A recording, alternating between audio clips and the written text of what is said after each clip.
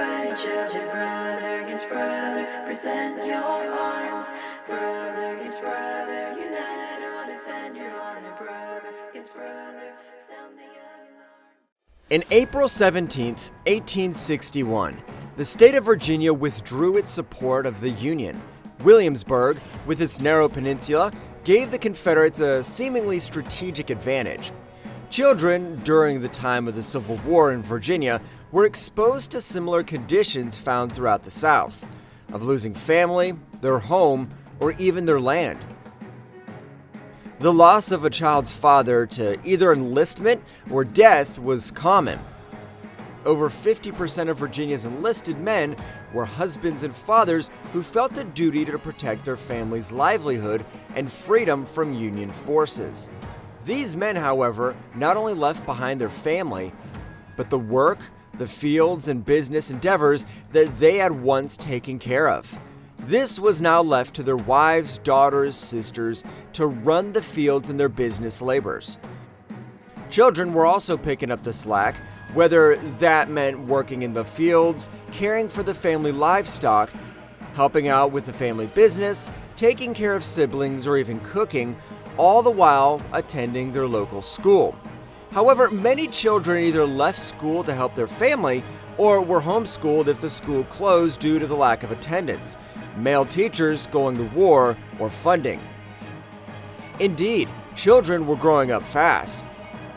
Playtime was now mock play of building their own version of Fort Sumter made from mud and what blocks of wood they could find. Clothespins, once used for hanging out the laundry, were now used as pretend Union soldiers that the children would fire from their own created brass pistol barrels fastened to blocks of wood.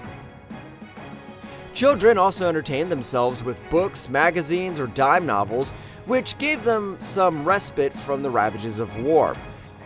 Outside the home, families attended a variety of activities, such as concerts, plays, magic lantern shows, moving panorama shows, and martial parades, all of which focused mainly on aspects of the war. For those in the North, families were also involved in sanitary fairs. These fairs helped raise money for the war effort and provided the opportunities for families to purchase donated goods, homemade pastries, locally grown crops, souvenirs, attend concerts and speeches, and gawk at war relics from the Revolution, as well as captured Confederate armaments, trophies, and flags. Children were also able to make their own crafts, which could be sold at the fair. However, sometimes their hard work was not rewarded for as much monetary value as they would have liked. Many children, especially in the southern states, were bombarded by war threats on their own home front. Some of these horrors included dead soldiers strewn about fields, while enemy soldiers holed up in houses and barns. Houses were left in ruins, with cities that were under attack experiencing weeks that turned to months of gunfire. 12-year-old Celine Fremou from Baton Rouge, Louisiana, writes about the war, saying, "My childhood had slipped away from me. Necessity, human obligations, family pride, and patriotism had taken entire possession of my little emaciated body." Times were hard, and there were food, luxury, and household good shortages. Children did what they could to help their families, from sewing, making their own soap and candles, and even finding medicinal herbs for the family.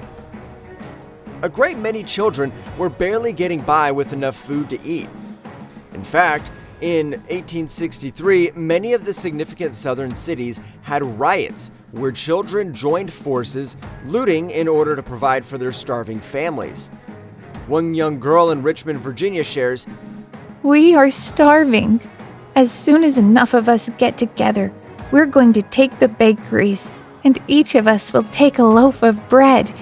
That's little enough for the government to give us, after it's taken all our men." The war also caused rifts on differing political sides of a family. This often included brother against brother, husband against wife, and father against his own son. Thousands found themselves in similar situations. A 10-year-old by the name of John S. Charles, who lived in Williamsburg at the time, tells this heart-wrenching scene. Some of the wounded Confederate soldiers were brought here and placed in private homes as all the hospitals were filled. One young Confederate, mortally wounded, was taken to the warehouse, in which then lived old Mrs. Elizabeth Ware and her married daughter. This soldier boy died soon after reaching this house. He was tenderly cared for and placed in the parlor of his home, awaiting disposition of the body. When General McClellan took possession of the city, the day after the battle, a guard was placed at every home where protection was requested. A Union soldier presented himself at the door of his house and, as instructed, asked if there were any sick or wounded soldiers there. When informed that there was a dead soldier there, he walked into the parlor, and upon removing the sheet that covered the face of the corpse, the sorrowful fact was revealed that the live Union soldier was the brother of the dead Confederate lad.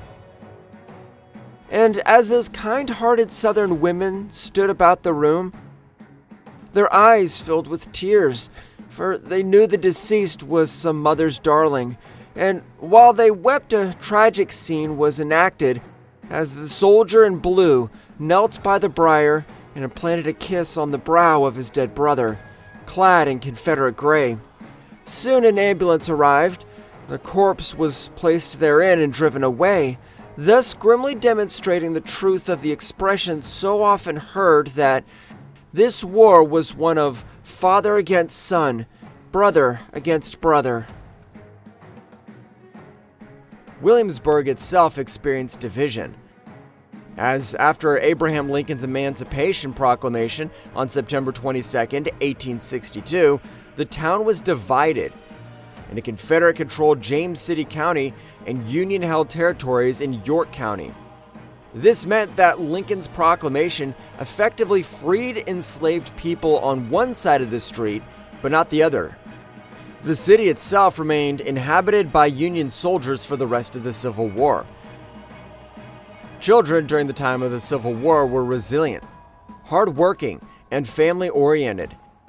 They faced many challenges, including family divisions, losing family members, starvation, uncertainty, and all the horrors that can come from war.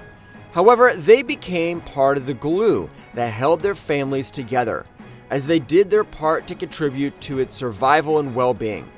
They were survivors whose stories played a role in shaping American history.